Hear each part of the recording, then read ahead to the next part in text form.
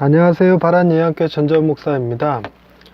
우리가 세상을 살아갈 때 꼭 필요한 자질 하나, 성품 하나를 고르라 그러면 상당히 많은 사람들이 인내라고 말할 것 같습니다. 참고 견뎌야 될 순간들이 삶에 너무나 많죠. 저는 옛말에 똥밭에 굴러도 이생이 좋다라는 말을 참 좋아합니다. 왜냐하면 아무리 힘들고 어려워도 살아갈 이유를 제공하기 때문이지요. 함부로 목숨을 버리지 않게 만드는 힘, 그것이 똥밭에 굴러도 이생이 좋다라는 말 아니었을까? 이런 생각을 합니다. 그때보다 더 살기 좋은 세상이긴 하지만 날이 갈수록 자살률이 높아지고 있죠. 이 시대에 필요한 인내, 그것은 하루하루를 견디는 힘이 아닐까 싶어요. 그 인내에 관해서 성경의 야고보서에 나오는 주제를 한번 다뤄봤습니다.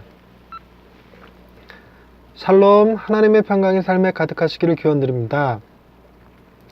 우리나라 속담에 참을인 석자면 살인도 면한다는 말이 있죠. 그만큼 우리 인생은 참고 살아야 할 순간이 많다는 의미이기도 합니다. 하지만 참는다는 것과 인내는 조금 의미가 다릅니다. 고통을 참는 것, 시간을 기다리는 것, 무엇인가 꾸준히 하는 것 등을 다 인내라고 표현하기는 하지만 성품으로서의 인내는 단순히 참고 기다리고 꾸준히 하는 것만을 의미하지는 않습니다. 우리나라는 사회적인 분위기가 정신력을 매우 강조하고 있어서 인내심이라는 것이 자칫 화를 불러오기도 합니다. 소위 우리나라에만 있다는 화병이 인내의 잘못된 결과이지요.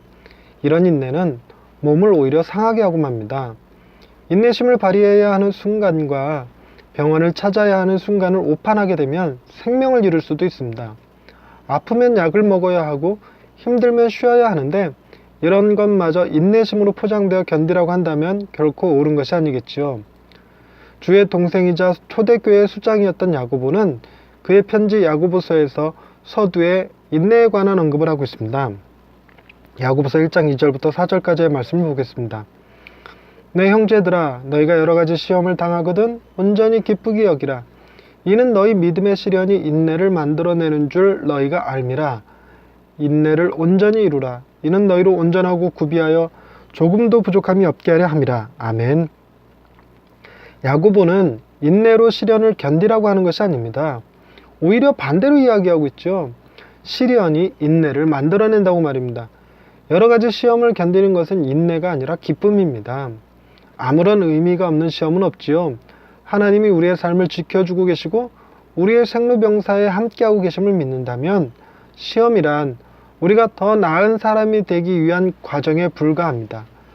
시험 앞에 연약함으로 인해 넘어질 것 같으면 피할 길을 주시고 넘어졌더라도 다시 일어설 힘을 주시며 그런 시험으로 인해 상처 입은 치유자가 되어 다른 사람들을 도울 수 있는 힘과 지혜를 갖게 되지요. 시험만을 바라보면 기쁨을 유지할 수 없습니다. 믿음의 눈을 들어 시험 후의 모습을 기대함으로써 기뻐하는 것이지요. 야고보는 시험 후의 모습을 인내라고 부르고 있고 그 인내가 바로 부족함 없는 사람으로 서기 위한 필수 요소라고 부르고 있습니다. 다시 말해 야고보는 하나님이 우리를 온전한 사람으로 만드시기 위해 여러가지 시험을 허락하시거나 친히 행하시는 분이심을 가르쳐 주었습니다.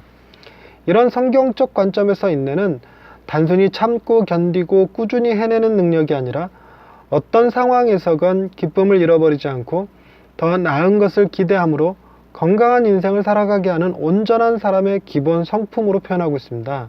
쉽게 말해서 인내가 없으면 참고 기다리고 견디는 것이 정신병으로 변질될 우려가 있지만 인내가 있다면 이 모든 것들을 힘들고 괴로운 것으로 느끼지 않는 것을 의미하죠. 이런 인내는 하나님이 만들어주시는 것으로 은혜에 해당하는 것입니다. 모든 것은 지나간다 라고 생각하거나 인내의 열매는 달다 라고 자기 체면을 거는 것은 약간의 도움이 될지 몰라도 근본적인 해결책이 아닙니다. 아프면 아프다고 하고 힘들면 힘들다고 하는 것, 그리고 포기할 줄도 알고 울 줄도 알아야 험한 세상 끝까지 살아낼 수 있습니다. 인내는 내 안에서 나오는 것이 아니라 하나님이 주시는 위로에서 나오는 것임을 믿고 힘들 때, 외로울 때, 마음이 무너질 때 하나님 앞에서 눈물을 흘리는 것이 차라리 인내의 바른 모습이 될 것입니다. 정신력에도 근육이 있다고 하죠. 너무 강한 힘을 주면 근육도 파열되듯이 너무 힘든 일은 정신줄을 놓게 만들기도 합니다. 불굴의 정신을 가져야 하는 것이 아니라 인내해야 하는 순간에 하나님을 믿고 그분께 의지하는 것이 하나님께서 우리에게 요구하시는 인내입니다. 하나님은 우리가 온전한 사람이 되어 조금도 부족함이 없게 하시려고 매 순간 우리를 위로하고 계시며 도우시는 분이십니다. 할렐루야. 우리를 온전한 사람으로 다듬어 주시는 하나님 아버지, 괴롭고 힘든 순간마다 하나님이 주시는 힘과 지혜로 살아가게 하시니 감사합니다. 우리는 우리의 힘만으로 얼마든지 험한 세상 살아갈 수 있는 것처럼 버티다가 상한 몸과 마음으로 쓰러질 때가 많습니다. 하나님의 위로가 항상 우리 곁에 있음에도 불구하고 그 위로를 붙들지 않았던 오만함을 용서하여 주옵소서. 이제는 혼자 견디는 자가 아니라 하나님과 함께 능히 기쁨으로 모든 시험을 감당하는 자가 되게 하여 주옵소서. 우리를 부족함이 없게 채우시는 하나님을 찬양하오며 예수님의 이름으로 기도드립니다. 아멘. 저는 제가 이 영상을 만들고 있기는 하지만 이 영상을 누가 과연 보기나 할까 이런 생각을 종종 합니다.